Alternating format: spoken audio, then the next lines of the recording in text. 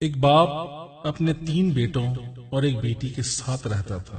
بیٹی کی پیدائش پر عام لوگوں کے ذہن کی طرح اس کے ذہن میں یہ بات آئی کہ بیٹی کو میں نے پالنا ہے، جبکہ بیٹے مجھے پالیں گے۔ اسی وجہ سے اپنے بیٹوں سے بہت پیار کرتا۔ تینوں بیٹوں کی تربیت پر خوب خرچہ کیا، خوب پڑھایا، لیکن اپنی بیٹی کی تربیت پر ایسا کچھ نہ کیا۔ یوں ہی سال گزرتے رہے۔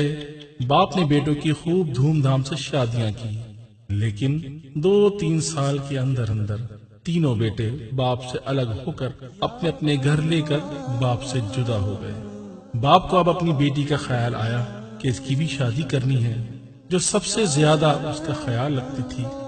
باپ نے اس کے لیے جہیز کے ساتھ زیورات تیار کروائے، لیکن بیٹی ہر بار یہ کہہ کر منع کر دیتی کہ میں چلی جاؤں گی تو آپ کا کون خیال رکھے گا۔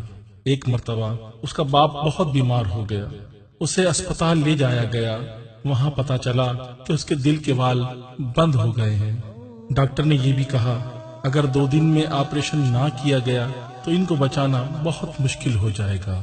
بیٹے باپ کو دیکھنے تو آئے، لیکن آپریشن کا خرچہ کسی نے بھی اٹھانا قبول نہ کیا، مگر اس کی بیٹی نے اپنے تمام زیور جو اس کے ماں باپ نے اس کو دیے وہ تمام بیچ دیے اور ڈاکٹر کو کہا میرے بابا کو بچا لو۔ چنانچہ دوسرے دن اس کا آپریشن ہوا۔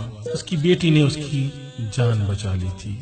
جب اس کے باپ کو پتا چلا کہ اس کی بیٹی نے اس کی جان بچائی ہے، جس کے بارے میں اس نے سوچا تھا کہ اسے مجھے پالنا پڑے گا، آج نہ صرف وہ مجھے پال رہی ہے بلکہ گویا مجھے نئی زندگی بھی دی ہے، اپنی بیٹی سے بار بار معافی مانگتا اور شرمندہ ہوتا رہتا۔ بیٹیوں کو بوجھ مت سمجھیں، کیونکہ بیٹیاں بوجھ نہیں بلکہ اللہ کی رحمت ہوتی ہیں۔ فرمان مصطفیٰ صلی اللہ علیہ وسلم ہے، بیٹیوں کو برا مت کہو، میں بھی بیٹیوں والا ہوں۔ بے شک بیٹیاں تو بہت محبت کرنے والیاں، غم گسار اور بہت زیادہ مہربان ہوتی ہیں۔